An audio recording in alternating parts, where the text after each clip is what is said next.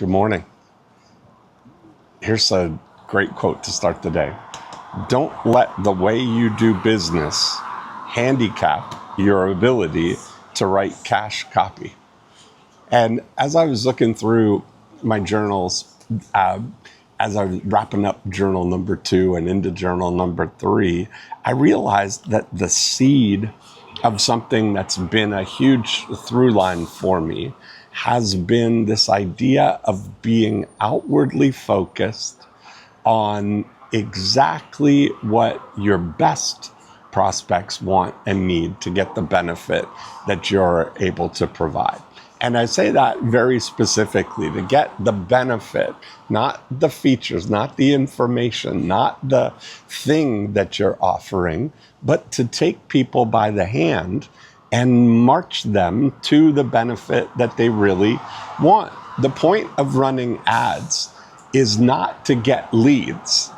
It's to get introduced to people that could potentially be clients. And the way that you approach that is going to have an amazing outcome or amazing effect on the outcome that you get.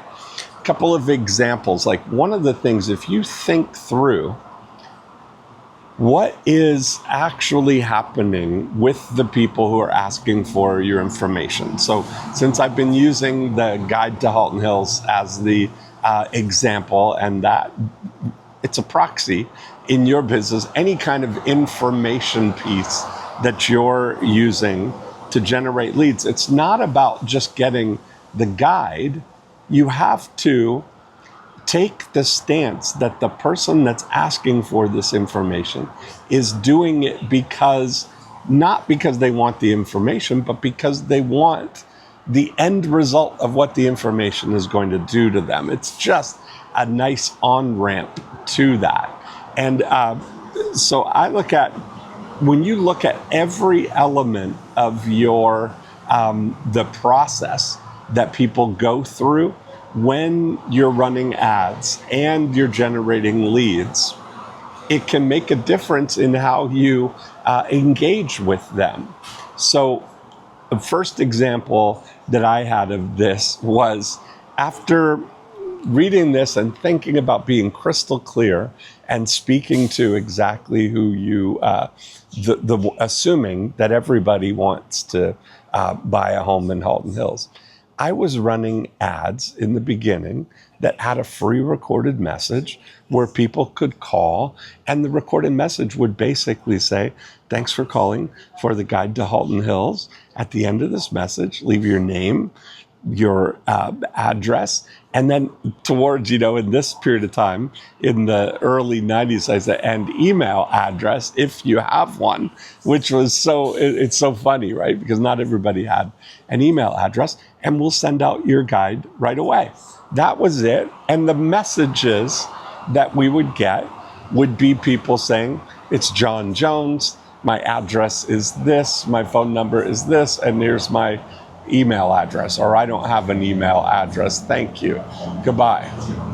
But when I took an approach of now leading people, offering them information, I changed one thing about the message. And I said, at the end of the message, leave your name, email address, whatever we said, and tell me a little about the kinds of houses you're most interested in, and I'll send you information on the most recent listings. And that immediately had an impact, because the very next person that called and left a message left all the regular stuff and said, we're living in Mississauga right now. We're moving out to Georgetown. We need a 4-bedroom house and we'd like to have a pool. I mean, it was just so funny that how perfectly something works out when you take it with intention. And the reason that I think this is so important is it shows that you are assuming the best. Assume that the people who are asking for your information, the people who are downloading your book or asking for your catalog or your guide or whatever lead generator you're using, assume that they definitely want and have an intention of getting whatever the benefit is at the end of that path. You got to assume that they're the ones. And you're absolutely, the odds are, when you look at it, that if we take 100 people that ask for your guide, there's going to be a complete spectrum of people. There are going to be people who are so super excited about getting the result and are friendly and they want to work with you and they'll be happy that you've offered to assist them. And then there are people on the other end that will get mad at you for even assuming that they want something. Like they'll get mad at you, leave an angry message for you, even though they voluntarily asked for this. It's not, so you look at it that on that spectrum, there's going to be people that are super excited. There's going to be people that are never, ever, ever going to do business with you, even though they would be better off for doing it.